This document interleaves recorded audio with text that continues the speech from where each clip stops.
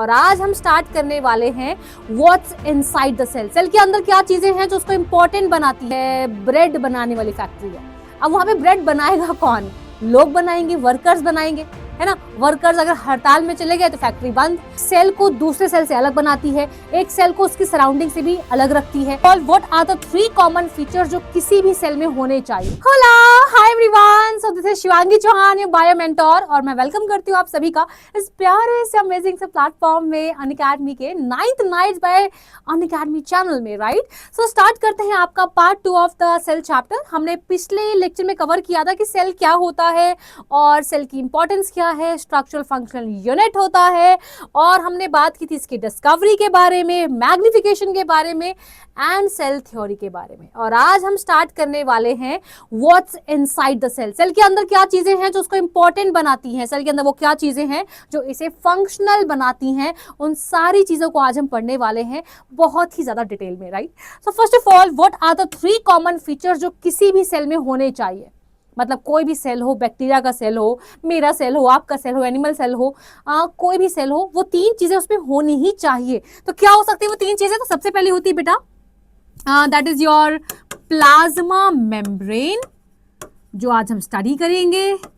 इसके अलावा उसके पास होता है जेनेटिक मटेरियल, राइट, जिसमें उसका बेसिकली इंफॉर्मेशन स्टोर रहती है कि भाई वो क्या, लाइक होता है ना कि हमारी जेनेटिक इंफॉर्मेशन कहाँ स्टोर है, तो हमारी जेनेटिक इंफॉर्मेशन हमारे डीएनए में स्टोर है। तो वही डीएनए की बात कर रही हूँ, जेनेटिक मटेरियल, और I can say DNA, right, ठीक है।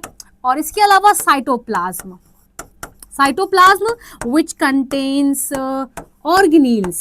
कौन से ऑर्गेनील्स? जो फंक्शन करेंगे, जो एक वर्कर का काम कर रहे हैं। जैसे एक फैक्ट्री है, अब फैक्ट्री फॉर एग्जांपल किसकी है? ब्रेड बनाने वाली फैक्ट्री है। अब वहां पे ब्रेड बनाएगा कौन? लोग बनाएंगे, वर्कर्स बनाएंगे, है ना। वर्कर्स अगर हड़ताल में चले गए तो फैक्ट्री बंद।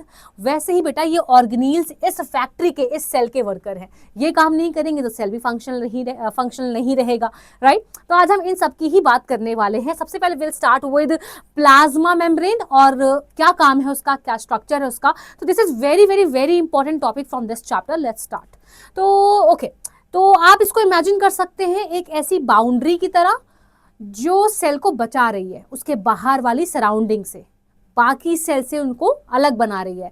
फॉर एग्जाम्पल आपका घर है, घर के पास, घर में क्या होती है? दीवारें होती है। अगर दीवारें नहीं होंगी तो आप उसे घर कैसे कहेंगे? अपने घर को धूप से, धूल से कैसे बचाएंगे? तो आपके जो घर की दीवारें हैं वो आपकी घर की एक मजबूती है, आपका घर का एक प्रोटेक्शन वॉल है, राइट। वैसे ही सेल के बाहर भी एक प्रोटेक्शन वॉल होती है जिसे हम सेल मेम्ब्रेन कहते हैं। प्रोटेक्शन बाउंड्री होती है जिसे हम सेल मेम्ब्रेन कहते हैं, या प्लाज्मा मेम्ब्रेन भी कहते हैं। तो ये एक सेल को दूसरे सेल से अलग बनाती है, एक सेल को उसकी सराउंडिंग से भी अलग रखती है। तो it's very important for giving the shape, for giving the protection and for keeping it separate from its surrounding. Okay, तो ये 3 चीजें बहुत इंपॉर्टेंट हो गई। तो यहाँ पे लिखा है, सब कुछ लिखा हुआ है। एक बहुत इंपॉर्टेंट चीज, सेल मेम्ब्रेन का स्ट्रक्चर दिखता कैसे है, किस चीज से बना हुआ है। जैसे हमारे घर की दीवारें किससे बनी है? सीमेंट से, ईंट से। तो ये किससे बना हुआ है? तो इसके स्ट्रक्चर को डिफाइन करने के लिए एक बहुत ही फेमस वेल एक्सेप्टेड मॉडल आया था जिसका नाम है फ्लूइड मोज़ेक मॉडल। 1972 में आया था, जो कि डिफाइन करता है इसके स्ट्रक्चर को। उसके अकॉर्डिंग इसके स्ट्रक्चर में प्रोटीन्स और लिपिड्स होते हैं। तो प्रोटीन्स एंड लिपिड्स मिलकर प्लाज्मा मेम्ब्रेन बनाते हैं। और सबसे खास बात कि लिपिड जो होता है बेटा वो 2 लेयर्स में होता है, फर्स्ट लेयर, सेकेंड लेयर। तो लिपिड्स कैसा है? 2 लेयर में है। और यहां पे जो मैं बना रही हूं ना बेटा, यही वो रीजन है कि प्लाज्मा मेम्ब्रेन के अंदर एक बहुत प्यारी सी खूबी होती है जिसे कहते हैं सिलेक्टिवली परमिएबल, व्हिच मींस अब हमारे घर में कौन आएगा यार? ये तो तभी डिसाइड होगा जब गेट खुलेगा। अगर गेट बंद रखोगे घर में कोई आएगा ही नहीं। वैसे ही सेल के अंदर कौन जाएगा या कोई आएगा, इस चीज का जो हिसाब रखता है वो प्लाज्मा मेम्ब्रेन रखता है। और कैसे रखता है? By being a selectively permeable boundary. Selectively permeable का मतलब क्या होता है? सिलेक्ट कर करके, तुम आओ, तुम बताओ, तुम जाओ, तुम्हें नहीं आना। सिलेक्शन हो रहा है यहाँ पे। Selection on basis of what? Because of this structure.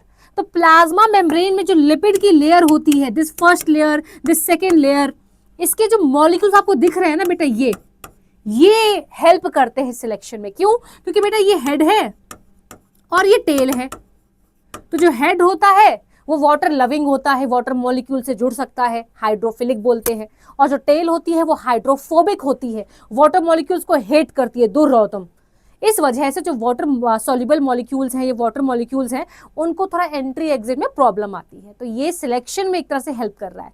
Okay, इसके अलावा एक और चीज होती है प्रोटीन्स बेटा, वो भी दो तरह के। एक प्रोटीन जो मेम्ब्रेन के बाहर होते हैं, एक जो उसके अंदर एम्बेडेड होते हैं। तो हम क्या बोल सकते हैं? Two types of protein, external and internal. This one is peripheral, this one is integral. Membrane के अंदर घुसा हुआ है। तो कुल मिला के आई कैन से कि प्रोटीन्स एंड लिपिड्स, ये दोनों मिलकर क्या कर रहे हैं? सेल मेम्ब्रेन को बना रहे हैं। एक और चीज, मैंने सेल मेम्ब्रेन को स्ट्रेट नहीं बनाया है, ऐसे नहीं बनाया, ऐसे घुमा घुमा सा बनाया हुआ है ना, टेढ़ा मेढ़ा सा। क्यों? क्योंकि बेटा फ्लूइड मोज़ेक मॉडल यही कहता है कि plasma membrane is not rigid, it's fluid like, semi fluidic. Fluid mosaic model क्या मतलब हुआ? कि स्ट्रेट नहीं है, रिजिड नहीं है, सख्त नहीं है, हल्की हल्की फ्लेक्सिबल है। यही कहता है आपका फ्लूइड मोज़ेक मॉडल, जिसको दिया था सिंगर एंड निकोलसन ने। किसने दिया था? सिंगर एंड निकोलसन ने दिया था। बस आपको इतना ही याद रखना है कि plasma membrane gives shape, gives protection, separate the cell from its surrounding, it is made up of protein and lipids, it is selectively permeable. कितने सिंपल पॉइंट्स हैं, बस ये 4-5 पॉइंट है, बस खत्म हो गया आपका प्लाज्मा मेम्ब्रेन। तो कुल मिलाकर हमने क्या देखा? सिलेक्टिवली परमिएबल होता है। सबसे इंपॉर्टेंट लाइन यही है एक्चुअली, कि हमारी जो प्लाज्मा मेम्ब्रेन है सेल्स की, वो मॉलिक्यूल्स को एंट्री और एग्जिट सिलेक्शन बेसिस पे देती है। ऐसे नहीं कोई भी आओ कोई भी जाओ, खुला दरबार नहीं, सिलेक्शन होता है, सिलेक्टिवली परमिएबल कहलाती है। प्रोटीन्स और लिपिड्स इसको बनाते हैं according to fluid mosaic model, and this 2 points are very important, selectively permeable and its structure, किसने बनाया है, और फंक्शन तो आपको याद हो ही गया है, शेप देता है, प्रोटेक्शन देता है, और सेल को बाहर वाली सराउंडिंग से दूर रखता है। खत्म, डन। ये था आपका प्लाज्मा मेम्ब्रेन। ओके, अब बात करते हैं कि प्लाज्मा मेम्ब्रेन के आर पार सामान जा कैसे रहा है, एंट्री एग्जिट कैसे हो रही है। मैंने कहा ना कि plasma membrane plays a important role for giving entry and exit to molecules. Which molecules? जो हमें चाहिए। हमारे सेल के अंदर कुछ सामान आएगा, कुछ सामान जाएगा, है ना, लेन देन चलता रहता है। कुछ मॉलिक्यूल्स एंट्री लेंगे, कुछ एग्जिट लेंगे, तो ये चलेगा। बट कैसे चलेगा वही हम देखने जा रहे हैं कि ये एंट्री एग्जिट किस हिसाब से होती है, ये ट्रांसपोर्ट कैसे होता है। तो types of transport that exist, और जिसके थ्रू मॉलिक्यूल्स हमारे सेल्स के अंदर आते हैं या बाहर चले जाते हैं। ठीक है, तो ये बेसिकली 2 तरह से हम इसको ब्रॉडली डिवाइड करते हैं, डिफ्यूजन एंड ऑस्मोसिस। डिफ्यूजन का मतलब बहुत सिंपल सा, आप एक चीज समझना, मैंने परफ्यूम लगाया है यहाँ पे, तो परफ्यूम के जो मॉलिक्यूल्स हैं, जो सेंट के मॉलिक्यूल्स हैं, वो यहाँ इस एरिया में ज्यादा होंगे, और कहाँ को भागेंगे? कॉर्नर्स में, जहां पे ये नहीं है। तो हाई से लो भागना, क्या हो रहा है यहाँ से कि जो मॉलिक्यूल्स हैं वो हाई से लो की तरफ भाग रहे हैं। सिंपल, ये आपको लाइन याद रखनी है, हाई टू लो, जहां पे सामान ज्यादा है वहां से कम की तरफ। अब एक चीज सुनना, डिफ्यूजन के केस में ये काम सॉलिड भी कर सकते हैं, लिक्विड के मॉलिक्यूल्स भी कर सकते हैं, गैस के मॉलिक्यूल भी कर सकते हैं। कोई भी मॉलिक्यूल हो, कोई भी सब्सटेंस हो, कोई भी मैटर हो, सब के सब हाई से लो भागते हैं। ठीक है, कोई कंडीशन नहीं लग रही। अगर ये हो रहा है तो डिफ्यूजन कहलाएगा कि ये मॉलिक्यूल डिफ्यूज कर रहा है, ये मॉलिक्यूल डिफ्यूज कर रहा है, यानी अपनी हाई वाली जगह से लो की तरफ भाग रहा है। लेकिन अगर मैं कंडीशंस लगा दूं कि सिर्फ और सिर्फ लिक्विड मॉलिक्यूल्स ही मूव कर पाएंगे, सिर्फ और सिर्फ लिक्विड, या मैं लिख दूं सॉल्वेंट मॉलिक्यूल्स की मूवमेंट ही पॉसिबल है, और ऊपर से एक बाउंड्री क्रॉस करके जाना पड़ेगा, एक सीमा को लांघना पड़ेगा, तो हम उस प्रोसेस को कहेंगे ऑस्मोसिस। जैसे कि मैंने एक पानी का ग्लास लिया, उसमें डाल दी किशमिश। अब जो किशमिश है बेटा जी, किशमिश के अंदर पानी घुस जाता है। अब किशमिश से पानी घुसने के लिए उसकी मेम्ब्रेन को क्रॉस कर रहा है ना, दैट इज कॉल्ड ऑस्मोसिस, क्योंकि पानी जा रहा है और मेम्ब्रेन को क्रॉस कर रहा है, दैट इज ऑस्मोसिस। तो यहाँ पर भी जो मॉलिक्यूल्स हैं वो हाई से लो जा रहे हैं, ये चीज कॉमन है दोनों में, ये तो होना ही है। लेकिन यहाँ पे कंडीशंस लग रही है कि जब भी कोई मूवमेंट होगी वो बाउंड्री को क्रॉस करेगा तभी वो ऑस्मोसिस कहलाएगा। जैसे कि जो यहाँ पे मैंने आपको एग्जांपल दिया था, फॉर एग्जांपल मैंने यहाँ पे कोई धूप बत्ती जलाई तो धुआं पूरे रूम में फैल जाएगा, कोई दिक्कत नहीं है, हाई से लो में भाग रहा है। बट यहाँ पे मेम्ब्रेन चाहिए होती है। अब ऐसा तो है नहीं कि रूम में बहुत सारी मेम्ब्रेन्स लगी है जो क्रॉस कर करके भाग रहे हैं मॉलिक्यूल्स, नहीं, एयर है, नॉर्मल एयर है। बट वहीं अगर मेम्ब्रेन लग जाए, सेमी परमिएबल या सिलेक्टिवली परमिएबल, तो ऐसे केस में हम ऑस्मोसिस कहते हैं। A boundary is required, a semi or selectively permeable membrane is required to do this process. ठीक है, अब इसका एग्जाम्पल ले लेते हैं।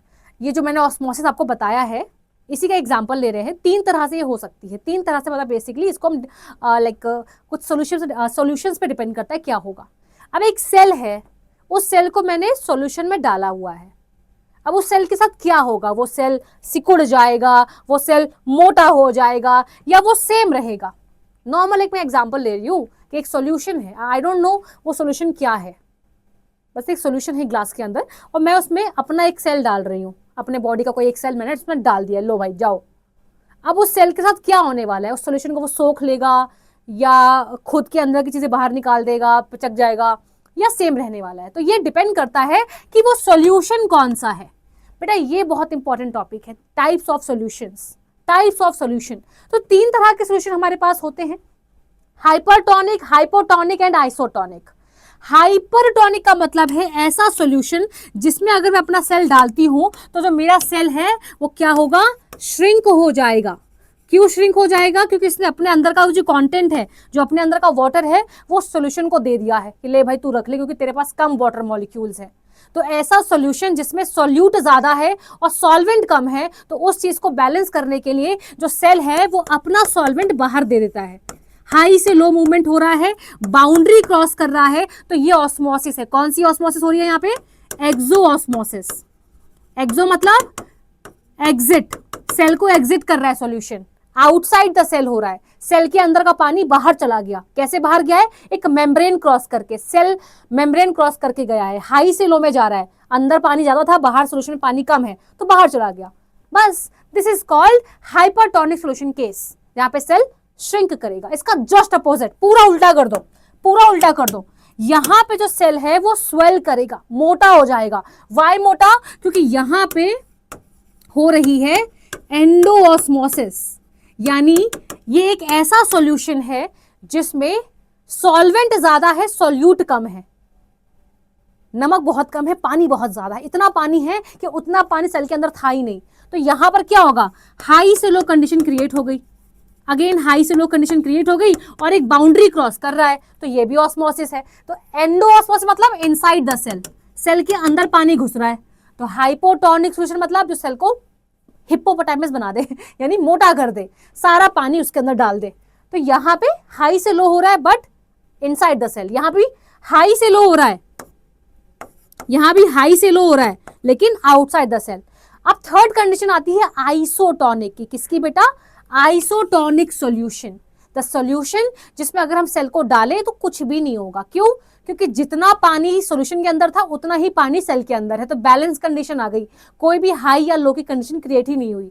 तो इस वजह से सेल का जो शेप है, साइज है, वो सेम रहने वाला है। And that's it. तो दिस वाज योर कंडीशन। तो आप देख सकते हो हाइपोटोनिक में सेल मोटा हो जाएगा, it will become turgid. Why? Because of endosmosis, water enters inside the cell. इसका उल्टा क्या हो गया? Hypertonic, where water exit the cell, outside the cell जाता है, तो सेल क्या हो रहा है? पतला हो रहा है, श्रिंक कर रहा है। और यहाँ पे बेटा प्लाज्मोलिसिस कंडीशन भी क्रिएट हो जाती है, विच मीन्स कि जब पानी सेल के बाहर निकलेगा तो कहीं ना कहीं साइटोप्लाज्म श्रिंक कर रहा है, क्योंकि साइटोप्लाज्म में सारा पानी भरा होता है, वहीं से पानी बाहर चला गया, तो cytoplasm along with plasma membrane shrink करेगा, इतना श्रिंक कि सेल वॉल से दूर हटने लग जाएगा। तो this detachment of cell membrane along with cytoplasm away from the cell wall is called plasmolysis. तो ये आपका हाइपरटोनिक केस में होता है। ये एग्जाम में क्वेश्चन आता है कि प्लाज्मोलिसिस किस कंडीशन में देखने को मिलती है? हाइपरटोनिक में। एंड आइसोटोनिक में सब कुछ सेम रहने वाला है, तो कोई दिक्कत की बात ही नहीं है। ठीक है, तो यहाँ पे मैंने तीनों का ही समराइजेशन दे रखा है, आप आराम समझ सकते हैं कि सेल के अंदर पानी गया, सेल के बाहर, सॉरी सेल के अंदर, हाँ यहाँ पे आउट गया और यहाँ पे सेम रहा, बैलेंस कंडीशन रही, तो कोई भी चेंजेस नहीं आए हैं। तो एक क्वेश्चन देख लेते हैं, what happens to a red blood cell placed in a hypertonic solution. Hyper मतलब सेल श्रिंक करेगा, तो क्या आएगा यहाँ पे, it will shrink, it will shrink. Okay, फिर आता है हाइपोटोनिक में क्या होगा, हिप्पोपोटामस बन जाएगा, यानी it will swell and burst. Okay, तो ये थे आपके टाइप ऑफ ट्रांसपोर्ट। एक चीज और समराइज करूंगी, ट्रांसपोर्ट को हम दो तरीके से क्लासिफाई कर सकते हैं, एक्टिव एंड पैसिव। तो जो मैंने आपको डिफ्यूजन पढ़ाया, ऑस्मोसिस पढ़ाया, ये दोनों ही पैसिव के अंदर आते हैं, यानी इसको करने के लिए कोई एनर्जी नहीं चाहिए। मॉलिक्यूल्स आराम से अपनी हाई कॉन्सेंट्रेशन वाली जगह से लो की तरफ जा सकते हैं, नो एनर्जी रिक्वायर्ड, कोई मेहनत की बात करने की जरूरत नहीं है। मेरे पास बहुत सारे आम है, मैं तुमको दे सकती हूँ, तुम्हारे पास बिल्कुल भी आम नहीं थे, बट अगर मेरे पास आम है ही नहीं, मैं तुमको कहां से दूंगी, तो दिक्कत की बात है ना। तो यहाँ पे एनर्जी नहीं लगेगी, मॉलिक्यूल्स आराम से अपनी हाई कॉन्सेंट्रेशन वाली जगह से लो की तरफ शिफ्ट कर सकते हैं। लेकिन एक केस और आता है जिसको बोलते हैं एक्टिव ट्रांसपोर्ट। एक्टिव ट्रांसपोर्ट मतलब उल्टा होने वाला है, यहां पे जो मॉलिक्यूल्स हैं वो अपनी लो कंडीशन से हाई की तरफ शिफ्ट करेंगे, हाई की तरफ शिफ्ट करेंगे। दिस मीन्स उल्टा काम हो रहा है, मेरे पास 2 रुपए हैं, तुम्हारे पास 10 हैं, तुम कह रहे हो मैम 2 रुपए दे दो 12 हो जाएंगे, तुमने मेरे पैसे भी ले लिए, यानी गलत किया मेरे साथ तुमने, मेरे पास थे नहीं, तुमको बैलेंस करना चाहिए था, बराबर बांटना चाहिए था, तुमने मेरे से भी ले लिए, है ना। तो जब ये उल्टा काम होता है, इस यहाँ पे आती है एक्टिव ट्रांसपोर्ट, यानी यहां लगेगी एनर्जी। मैम ये कहां पे होता है, तो मेनली ये होता है बेटा अमीनो एसिड, ग्लूकोज जैसे इंपॉर्टेंट मॉलिक्यूल्स के अपटेक के लिए। फॉर एग्जांपल सेल के बाहर ग्लूकोज उसको दिख रहा है, वो बोलेगा आजा भाई तेरे से एनर्जी बना सकते हैं, आजा, क्योंकि यू नो दैट कि glucose is very important for making energy, glucose is source of energy. तो सेल को जब भी ग्लूकोज दिखेगा वो उसको बुला लेगा अंदर, भले इसके पास खुद से बहुत सारे ग्लूकोज पहले से थे उसके पास, तब भी बुला लेगा। यानी ग्लूकोज क्या कर रहा है, अपनी लो कंसंट्रेशन से हाई की तरफ जा रहा है, सेल के अंदर पहले से बहुत सारे ग्लूकोज थे तब भी अंदर आया है, we can say that, right. तो इट्स अ एक्टिव ट्रांसपोर्ट जहां पे एनर्जी लगने वाली है for moving glucose from outside to inside the cell. Okay, ठीक है जी। इसी तरह होता है endocytosis and exocytosis, which means कि जब कोई सामान को बहुत बल्क में सेल के अंदर आना होता है तो उसमें सेल मेम्ब्रेन ही हेल्प करेगी, वो एक फोल्डिंग बनाएगी, एक फोल्डिंग बनाएगी और सारे मॉलिक्यूल्स को उस फोल्डिंग के अंदर पैक करके सेल के अंदर छोड़ देगी। दिस इज कॉल्ड एंडोसाइटोसिस, जहां पे मॉलिक्यूल्स को सेल के अंदर लाने के लिए सेल मेम्ब्रेन ही हेल्प करती है, एक फोल्डिंग बनाती है, उस फोल्डिंग के अंदर उसको पैक करके छोड़ देती है। तो ये अगर अंदर की तरफ छोड़ रही है तो एंडोसाइटोसिस, और बाहर की तरफ छोड़ रही है तो एक्सोसाइटोसिस कहलाता है। तो this is called bulk transport, endo and exo. Endo मतलब इनसाइड द सेल हो रहा है, एंड एक्सो मतलब सेल के बाहर छोड़ा जा रहा है उन सामानों को in the form of vesicles. तो यहाँ आप देख सकते हो कि फोल्डिंग बनाई, सेल को इनको इसमें पैक करके बाहर छोड़ देगी। ठीक है जी, समझ में आया। सो ये था आपका आज का टॉपिक इन आज का लेक्चर। इसके अगले पार्ट में हम देखने वाले हैं द लास्ट पार्ट, जिसमें हम आपके सारे ऑर्गेनील्स कवर करेंगे, न्यूक्लियस कवर करेंगे और चैप्टर को एंड करेंगे। ठीक है, सो मिलते हैं नेक्स्ट लेक्चर में। Thank you so much, love you all, और नेक्स्ट लेक्चर में टाइम पे आ जाना। Bye bye.